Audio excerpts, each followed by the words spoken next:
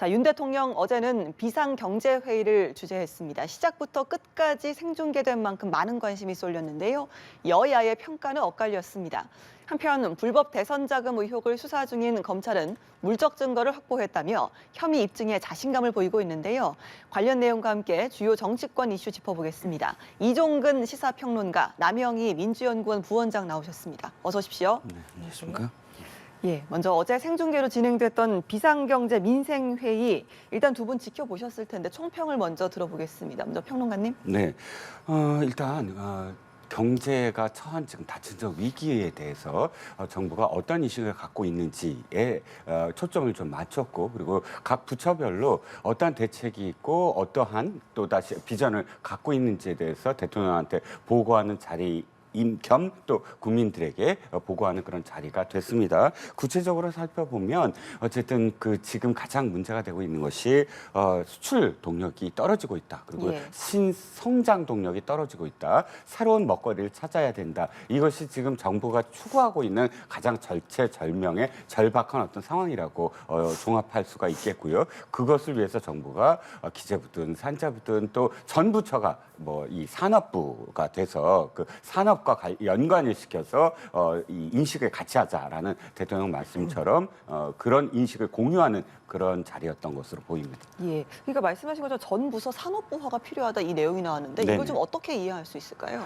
인식의 차이죠. 그러니까 지금 우리가 동력이 떨어졌다는 건 일단 그 박정희 대통령 시절에 국가 그 산업화의 동력은 그러니까 그 이 노동력이라든지 혹은 자본의 어떤 산업화라든지 이런 것으로서 3차 산업으로서 이루어졌다면 지금은 4차 산업 시대 아닙니까? 무조건 뭐 노동력 이런 것을 투입해서 갈 수 없는 부분들, 그렇다면 각 국가가 지금 글로벌 시대에서 모델을 만들지 못하고 있어요. 어떤 국가도 물론 제조업에 있어서 독일이 가장 이 4차 산업을 이끌고 있다고는 하지만 그 어떤 나라도 뭐 진짜 AI를 기반으로 한다거나 또는 반도체를 통한 또 다른 빅데이터를 기반으로 한다거나 이런 산업 모델을 어떤 부처를 막론하고, 지금 융합 시대 아닙니까? 어떤 부처를 막론하고 모델을 만들어 보자, 그런 인식을 갖고 있다면 부처가 중요한 것이 아니라 전체적으로 이 정부에서 어떤 그 부처에서 어떤 아이디어가 나와도 그걸 함께 공유하면서 모델을 만들겠다라는 의지라고 생각이 됩니다. 알겠습니다. 남영희 부원장께서는 어제 회의 어떻게 보셨습니까? 제가 박한 평가를 할 거라고 예상을 하고 계실 것 같습니다. 우선은 비상경제 민생회의라고 했는데 제목 따로 내용 따로였다. 실제로 알맹이가 전혀 없는 비상경제회의였다라는 생각이 들었습니다. 사실 지금 가장 시급한 문제는 고물가, 고환율 뭐 이런 문제들 아니겠습니까? 당장 시정연설에서 윤석열 대통령이 그런 말씀을 하셨습니다. 장바구니 물가 꼼꼼하게 챙기겠다 이런 말씀을 하셔서 저는 어제 비상경제 민생회의에 대통령이 이 물가를 어떻게 잡으실 건가에 대한 현안들을 말씀하실 줄 알았거든요. 예. 이런 내용 전혀 없던데요.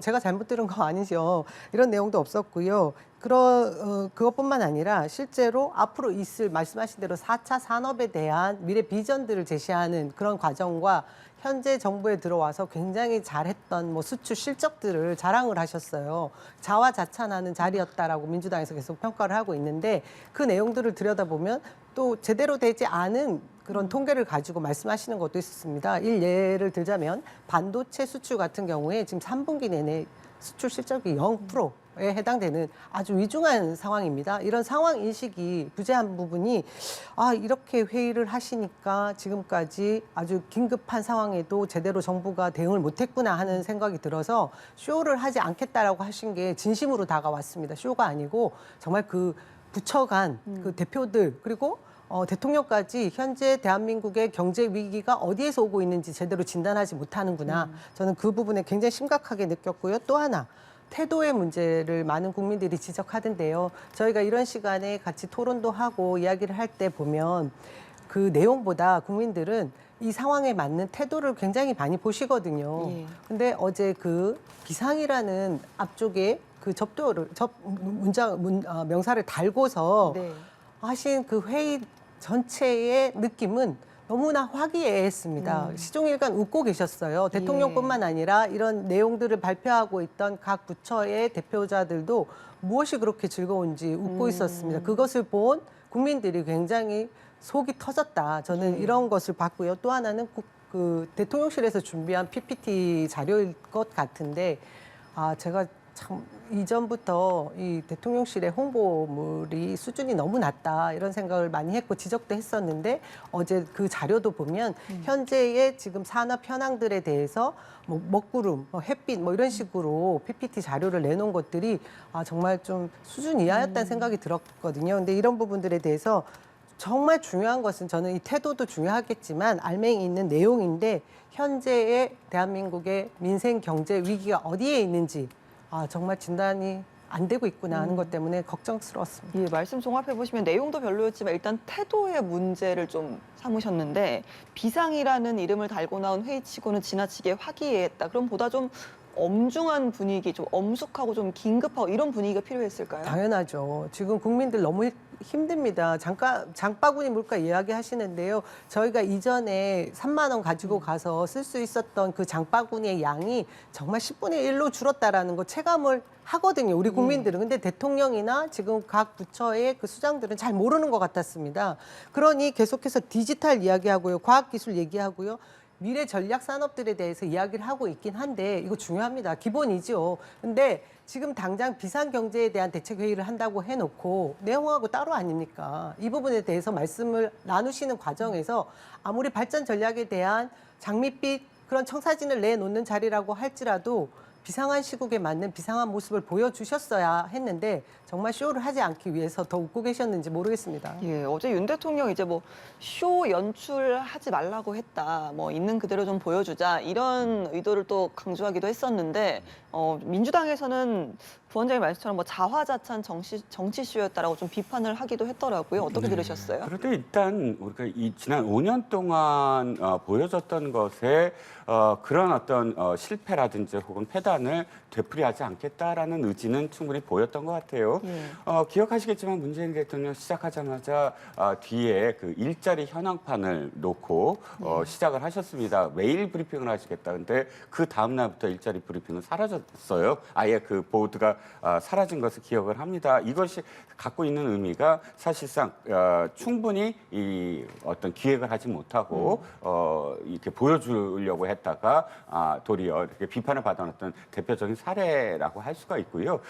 지금 보시다시피 여러 가지 어떤 문제는 보입니다. 저도 뭐 이것을 무조건 잘했다라고 할 수는 없지만 그러나 잘하기 위해서 도리어 어떤 그런 그 홍보 담당자들한테 맡겨갖고 처음부터 끝까지 매끄럽게 진행하는 것이 중요한 것이 아니라 국민들에게 현재 어쨌든 부처가 생각하고 있는 것들을 보여주는 것 그대로 보여주는 것이 물론 그것이 아주 뭐 어색한 부분도 있었고 또 아까 말씀하신 차트 부분 사실 좀 그러니까 민주당 쪽에서 너무 비판을 위한 비판을 하는 게 아닌가 싶기도 했어요.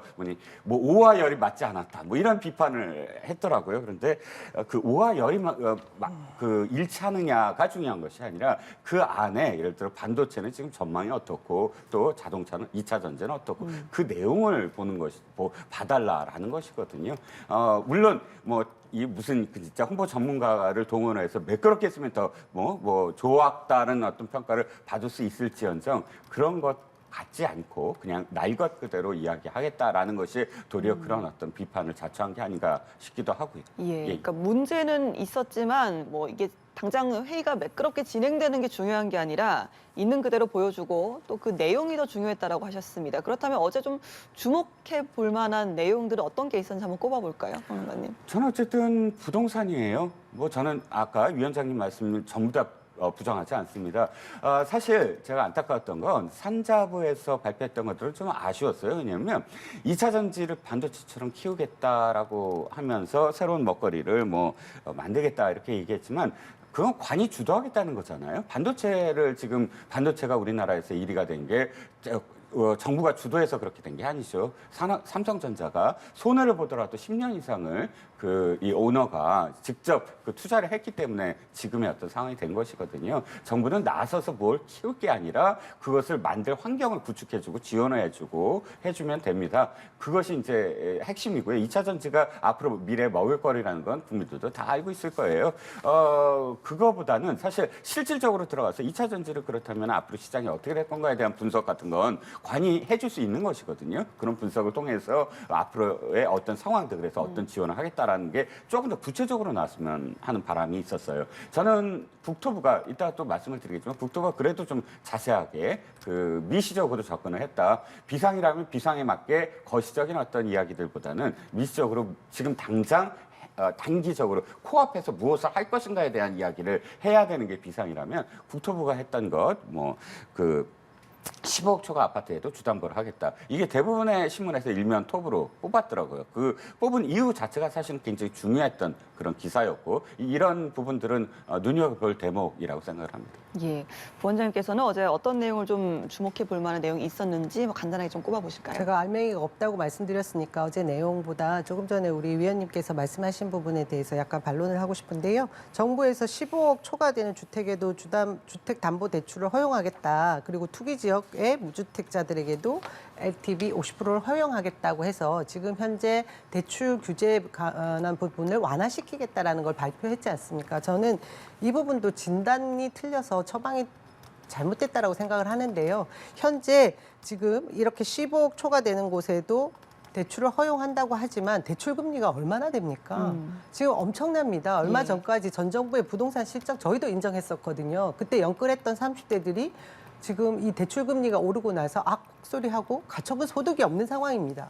근데 지금 이런 대책을 내놓은 것을 제가 뒷면을 들여다보니 얼마 전에 저희가 알고 있는 반포 쪽에 90% 이상이 빈집이 되고 있다고 합니다. 저는 혹시 이 부분도 부자들을 위한 혜택이 아닐까 하는 의심을 지을 수가 없는데요. 이런 말씀을 드리는 이유 중에 하나가 어제 대통령께서도 얘기를 하셨는데 부자들의 법인세 등을 낮춰줘서 그것을 다시 투자로 이어지게 하겠다라는 말씀을 하셨고요. 시정연설에서도 지금 조금 전에도 말씀하셨는데 지난 정부에 방만했던 재정을 꼬집습니다. 근데 이거 진단 틀렸습니다. 최근에 발표한 나라살림연구소의 데이터를 보시면 알 수 있는데요.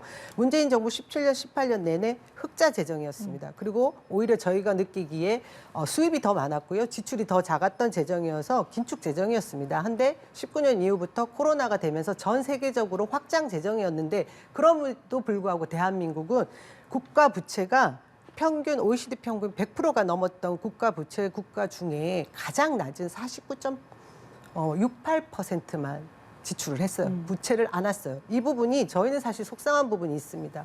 그 당시에 국가 부채를 조금이라도 더 높여서 가계 부채를 떨어뜨려주고 자영업자의 그 고통을 줄여줬어야 된다라고 생각을 할 정도였지만 기재부도 그랬고 대통령의 그 정치 철학도 그랬고 다음에 후세대에게 너무 많은 고통을 분담할 수 없기 때문에 긴축 재정을 한 것이나 다름없는 그런 상황이었습니다. 그리고 수출 실적도 다 흑자였습니다. 근데 이것을 두고 지난 정부를 탓하고 있는데요. 이건 정말 잘못돼 있는 거짓 허구다. 이런 말씀을 드리고 그러면서 지금 이번 정부에 들어와서는 지금 어떻게 얘기하고 있습니까? 6천억, 3천억 이상의 그 이익을 남기는 대기업에게 법인세를 낮춰줘서 일자리 창출에 도움이 되겠다라고 이야기를 하지만 이 낙수 효과라는 거에 대한 제대로 돼 있는 논문도 나와 있는 거 없습니다. 재투자가 되느냐? 이렇게 국가 전 세계의 경제 위기가 있을 때 대기업이나 중견기업들이 자기들 주머니를 꽁꽁 묶지 거기 또 투자하겠습니까? 이런 이율 배반적인 이런 내용들을 계속 제시하면서 국민들에게 허구에 가까운 장밋빛 이런 4차 산업혁명에 가까운 이야기들을 내놓는다? 저는 체감되지 않을 것 같습니다. 예, 이 내용 관련해서 좀 마무리를 해야 될 것 같은데 좀 간단하게 좀 여쭤보겠습니다. 어제 있었던 회의, 또 어제 나왔던 부동산 대책들 이런 것들이 좀 윤 대통령의 지지율에 좀 긍정적으로 영향을 미칠 것인가 이 부분이 좀 가장 중요하지 않겠습니까? 어떻게 보세요? 국정감사가 끝나고 예산 국회가 시작되는 와중에서 대통령 지지율이 오는 경우는 별로 없어요. 왜냐하면 9월부터 한 12월까지는 사실 야당의 그런 어떤 정치 마당입니다. 그 대통령이 뭐 이 지금 비상 시국을 계속 뭐 이야기한다고 해서 오를 리는 없겠지만 그럼에도 불구하고 대통령의 지지율 추이를 한번 보죠. 5월부터 쭉 보면 24%까지 내려갔다가 30%대로 올라서는 추세선을 보였던 게 바로 추석 전후예요. 추석 전후에 뭘 했나 이렇게 봤더니 추석 직전에 그 민생 행보를 했어요. 민생 행보. 그 실제로 이 현장에 찾아가서 비상경제 회의를 연장선상에서 지시를 하고 또 실제로 자원봉사하고 이런 모습들이 쭉 한 2주 정도 겹쳐가면서 이 변곡점이 한번 일어났거든요. 그래서 그래 국민들이 원하는 건 대통령이 지금 현장을 직접 가거나 혹은 민생의 핵심을 짚어서 거기에 대해서 대책을 마련하고 실질적으로 뛰는 모습을 보일 때 지지율이 변곡점이 있구나 하는 것들을 그때 이제 그 대통령실도 그렇고 국민들도 알게 됐거든요. 저는 지금 당장 다음 주에 이것 때문에 뭐 몇 퍼센트가 오른다 이거보다는 꾸준히 대통령이 그러니까 아까 뭐 위원장님이 강조하는 문제들을 관심을 갖고 거기에 대해서 언급을 하면서 실질적인 어떤 대책을 끊임없이 내놓는다면 그것은 이 한 점에서 몇 퍼센트 올랐다 이게 중요한 게 아니라 서서히 어떤 추세선 즉 상승세를 이끌어갈 수 있는 어떤 선의 변화를 저는 충분히 나올 수 있다고 생각합니다. 예, 당장 좀 오른다라기보다는 좀 꾸준한 민생 행보로 이어지는 것 이것이 좀 중요할 것이다라고 하셨고요. 부원장께서는 어떻게 보셨습니까? 그러기 위해서는 전제되어야 될 것이 있습니다. 지금 현재 회의도 굉장히 중요하고 이런 계속된 뭐 청취, 뭐 다양한 전문가들의 의견들을 청취하는 이런 과정들 저는 필요하다고 보는데요. 계속해서 북풍몰이 그리고 사정정국으로 야당 협치의 대상인 야당을 계속해서 뭐 사법 리스크라고 말하는 그쪽 프레임으로 몰아가는 현 정부의 지금 그 태세를 전환하지 않으면 국민들도 호응하지 못할 것 같고요. 그와 더불어 이 경제에 있어서 민감한 대책들을 세워 나가는 것을 좀 발빠르게 좀 더 효능감 있게 국민들이 체감할 수 있는 대책들을 내놓을 때 뭐 지지율에 뭐 미묘한 변화는 있을 수 있을 것이다는 생각을 합니다. 예, 보다 국민들이 좀 실질적으로 체감할 수 있는 그런 대책들이 좀 필요하다라는 말씀을 좀 들어봤습니다. 자, 레고랜드 사태 이야기를 좀 해보겠습니다. 일단 뭐 많이들 이제 들어보셨을 텐데 이 레고랜드 사업이 어떤 것이기 때문에 이렇게 좀 파장이 큰가 궁금하신 분들도 많으실 것 같습니다. 일단 평론가께서 정리를 좀 해주실까요? 강원도가 아주 야심차게 준비한 사업이었어요. 예. 레고는 우리 그 어린이들에게 가장 사실 그 글로벌한 전 세계가 다 예. 이렇게 이 좋아하는 그런 놀이의 대상 아닙니까? 근데 테마파크를 만든 거예요. 춘천에. 문제는 테마파크를 만들어서 관광객들이 많이 오고 해서 이윤이 나면 순차적으로 이윤이 나면 이런 문제가 생기지 않았을 겁니다. 두 가지 문제가 있었어요. 하나는 땅을 팠는데 청동기 시대 유물이 나온 거예요. 네. 그러자 몇 년간 이거 제대로 사업을 못했어요. 그 다음에 사업을 제대로 해보려고 했더니 코로나19가 겹쳤어요. 예. 그러니까 관광객들이 꾸준히 와서 거기에 대한 어떤 투자에 대한 것을 회수를 했어야 되는데 이런 두세 가지가 겹치면서 위기가 생겼습니다. 지금 강원도가 지급 보증을 해준 그런 그 채권에 대해서 당시 만기가 돌아오는데 김진태 지사가 이렇게 표현한 거예요. 지금 강원 중도 개발, 즉 이 회사의 이 레고랜드를 만든 주체죠, 시행사인데 이 회사를 매각을 하면서 서서히 갖겠다.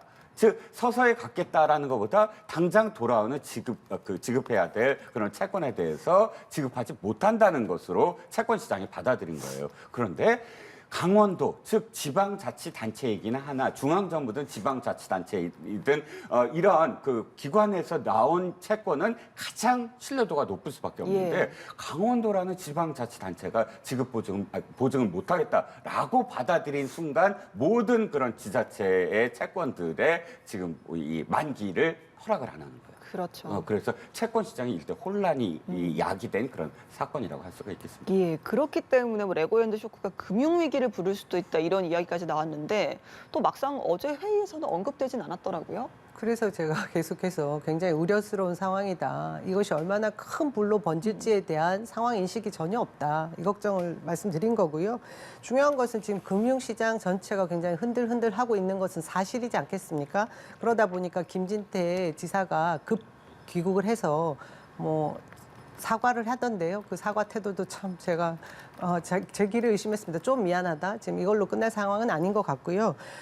우선 말씀하신 대로 강원도에서 2,050억이라고 하는 것을 보증하기로 한 것을 불이행하겠다라고 했던 것이 굉장히 큰 문제인데 이것을 이재명 전 지사의 성남시장 시절에 성남시의 모라토리움 선언했던 것과 비견을 하더라고요. 본인 예. 스스로 그것을 빗대어서 얘기를 하는데 완전히 다른 차원이지 않습니까?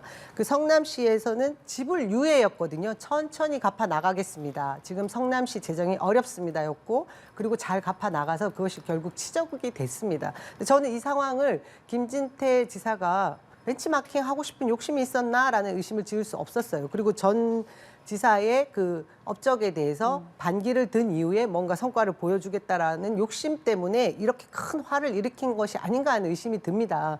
근데 중요한 것은 지방채와 국채라는 것이 결국 신용도에 의해서 그 가치가 매겨지는 금융시장에서 가장 중요한 것인데 이것을 불이행이라고 함으로 해서 부도를 내는 것이었거든요. 그래서 모라토리엄과 디폴트가 완전히 다른 상황이었는데 그것을 제대로 판단을 못한 거죠. 근데 이 정책 판단의 미스에 대해서 좀 미안하다라고 끝난 사안은 절대 아닌 것 같습니다. 그래서 이재명 당대표는 그런 이야기를 했지요. 이것이 만일에 민주당의 어떤 지자체 인사이거나 이재명 본인에게 가해졌던 이런 행정의 그 착오였다라고 하면 지금 정부 어떻게 했겠습니까? 현 정부의 잣대로 보면 감사원 감사 수십 번, 수백 번 했겠죠. 그리고 검찰 수사 나왔겠죠. 저희는 책임져야 될 부분에 분명히 책임져야 된다라고 말씀을 드리고 싶고요. 이것이 급한 불을 끈다고 해서 50조를 투입하는 과정도 너무 심각했습니다. 추경호 지금 기재부 장관, 이제 부총리, 경제부총리가 실력 있는 기재부 출신인 줄 알았는데요.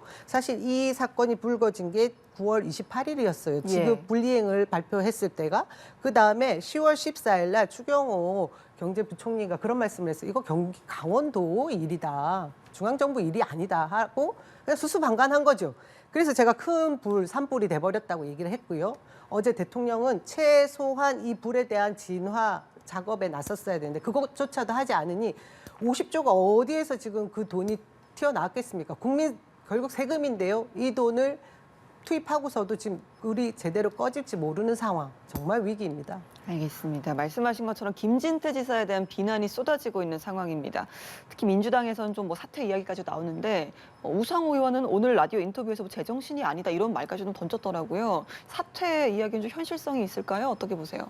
지금 수사까지 말씀을 하셨지만 판단을 잘못해서 뭐 이 강원도민들에게 또 강원도민이나 혹은 국민의 손해를 끼치게 했다라고 할지라도 이것이 무슨 수사를 할 그런 그 단계는 아니라고 생각이 들고요. 사태는 더군다나 이것을 어떻게 수습을 하고 하는 그리고 또 그 유권자들에게 사실 그 판단을 맡겨야 되는 것이지 이런 문제를 갖고 지자체장한테 바로 사퇴를 요구하는 것은 좀 정쟁에 가깝다라는 생각이 들고요.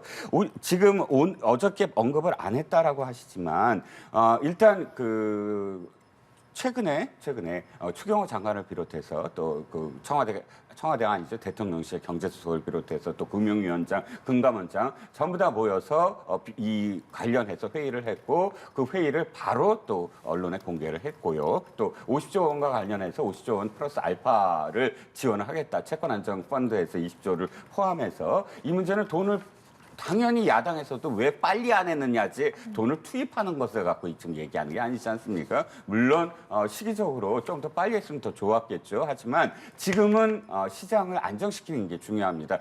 그러니까 지금 모든 13개 지자체가 지금 이런 이 채권을 발행을 해서 사업을 계속 하고 있습니다. 그래서 이 13개 지자체가 우리는 확실하게 지급 보전을 하겠다라는 선언도 했고요. 이런 이 시장을 안정시키는 조치 그리고 그날 약식 기자회견을 통해서 윤석열 대통령도 이것과 관련해서 언급을 했습니다. 이게 바로 이틀 전인가 돼요. 그래서 이 문제를 또다시 대책을 또다시 세운다?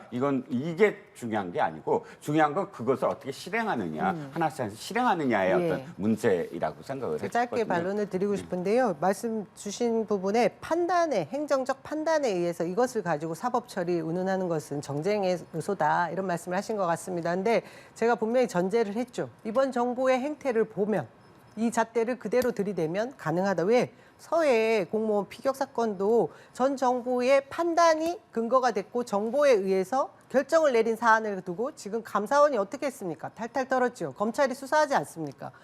각 정보부 그 수장들을 다 고발했습니다. 이런 상황들을 두고 하지 않는 것을 제가 빗대어서 선택적이라고 얘기를 한 겁니다. 이걸 연결시킬 수는 없겠죠. 단순히 경제는 더 심각합니다. 현재 경제는. 판단을 잘못해서 감사를 한 것이 아니라 그것을 조직적으로 은폐하려고 했다. 이건 범죄의 혐의거든요. 이것이 혐의가 입증됐다가 아니라 수사에 들어가려면 범죄 행위가 있어야 됩니다. 범죄 행위가 판단에 대한 문제가 아니라 서해 피격은 은폐, 조작 이 혐의가 있기 때문에 지금 감사가 들어갔고 또 검찰의 수사가 들어갔다. 이것과는 지금 상황이 다르다라는 겁니다. 알겠습니다. 레고랜드 이야기 좀 나눠봤는데요. 두 분 말씀 좀 일단은 지금은 시장을 안정시키는 게 중요하지만 또 책임 소재에 대한 비난도 당장은 또 피해가기 힘들 것으로 보입니다. 자, 대장동 이야기 좀 해보겠습니다. 일단 수사 상황을 보면 검찰이 대장동 관계자들이 김용 부원장에게 돈을 건넨 가방, 또 봉투, 종이 박스를 확보한 것으로 전해졌습니다. 일단 김용 부원장 측에서는 여전히 좀 의혹을 부인하고 있는 상황인데요. 이 증거들 얼마나 좀 효력을 갖게 될 거라고 보세요? 보통 이런 이 수수 사건, 뇌물 수수 사건이나 자금과 관련한 어떤 사건은 세 가지를 가장 크게 보고 있다고 합니다. 하나는 뭐냐면 권종. 그리고 전달 방식과 관련된 도구, 권종이라는 건 예를 들어서 지금 관련된 사람이 4사람에서 5사람 정도 되지 않습니까? 각각 이 사람들이 지금 바깥에서 다 있는 게 아니라 2사람, 그중에 2사람은 지금 구속돼 있었어요. 예. 물론 나중에 이 증언을 다 한 다음에 한 사람은 다시 석방이 됐지만 그러면 이 나머지 모든 사람들이 다 함께 모여서 모든 것들을 다 일치시킬 수 있는 어떤 시간적, 공간적 제약이 있었다는 것을 전제로 해서 보면 세 가지가 일치하는 거죠. 하나는 뭐냐면 권종, 얼마짜리를 몇 다발로 했다. 이것들을 다 증언이 일치되고요. 그다음에 지금 얘기되는 박스, 이것 어떤 박스에 어떤 식으로 전달했다라는 것을 다 증언이 일치하는데 그것이 실물로 나왔다는 것이죠. 그다음에 어디서가 뭐 아파트와 그다음에 유원홀딩스라는 사무실 이것도 일치했다는 거죠. 그다음에 언제 시기도 일치했다는 거죠. 이것들이 일치했을 때 지금에 보면 사실 이 돈을 받은 사람이 부인하는 경우가 많습니다. 한명숙 총리 사건도 끝까지 부인을 했죠. 대법원에 확정이 됐는데도 불구하고. 그런데 그래도 대법원에서까지 1심, 2심, 3심이 계속 유지되고 형량만 좀 다르게 됐지만 유죄가 인정이 되는 것은 아무리 받은 사람이 부인을 한다고 하더라도 지금 말씀드린 정황들이 일치한 증언들이 이 뒷받침됐을 때는 충분히 법원에서 이것은 소명이 됐다라고 판단할 수 있는 근거가 될 수 있다는 겁니다. 예, 분명히 좀 효력을 가질 것이다라는 말씀을 하셨습니다. 이 밖에도 유동규 전 본부장이 텔레그램에 정무방 등 이너서클이 여러 개 있었다라고 했고 또 검찰에 이 휴대폰 클라우드 비밀번호를 줬다고 했거든요. 여기를 좀 복구를 하면 어떤 유의미한 증거들이 좀 나오겠습니까? 지난 1년 동안 뭐 했을까요, 검찰은? 저 정말 궁금해요. 그리고 갑자기 돈 가방, 돈 박스가 나타났는데 재밌는 거는 김용 측의 압수수색 결과물이 아닙니다. 그걸 밝히지 않고 있어요, 검찰 측에서. 그러면 저희가 상상을 해보죠. 유동규 씨가 우리 앵커님에게 돈을 전달했습니다. 그리고 그 가방은 자기가 가져갔습니다. 그 가방 뭐 명품이어서 가져갔을까요? 그 돈만 털어놨을까요? 그리고 돈 박스도 지금 뭐 5억이 들어갔다고 얘기를 하더라고요. 1억이 들어갔다고 얘기하더라고요. 1억 1,500인가 얘기를 하는데요. 그 박스가 비타 박스인지 뭐 사과 박스인지에 따라 그 액수는 달라지는데 제대로 특정하지 않는 것 같습니다. 그리고 준 시간 그리고 사무실 이동 뭐 CCTV 확보 이런 전체적인 거에 대한 지금 얼개가 잘 안 맞습니다. 그래서 한간에는 검찰 소설 제발 제대로 써라 뭐 이런 얘기까지 할 정도로 많은 허점 투성이의 지금 진술 결과들이 나오고 있어요. 저는 계속해서 가장 좀 이렇게 의혹이 드는 부분이 유동규의 진술에 의해서 지금 이 모든 사건들을 계속 검찰발 단독 뉴스가 보도되고 있는데요. 이거 좀 너무 공해인 것 같습니다. 그리고 사건이 있으면 그냥 결과를 딱 내고 증거가 있으면 증거대로 그냥 법적 처벌하면 됩니다. 근데 예. 텔레그램방 포렌식 하면 다 나올 건데 왜 이렇게 하나씩 소설처럼 흘립니까? 그냥 오염시키고 싶은 거겠죠. 증거 못 찾았다는 검찰의 반증밖에 안 됩니다. 대한민국 검찰 이렇게 실력 없습니까? 알겠습니다. 진술이나 또 검찰의 주장에도 허점이 많다라는 말씀까지 들어봤습니다. 지금까지 이종근 시사평론가, 남영희 민주연구원 부원장과 함께했습니다. 두 분 오늘 말씀 고맙습니다.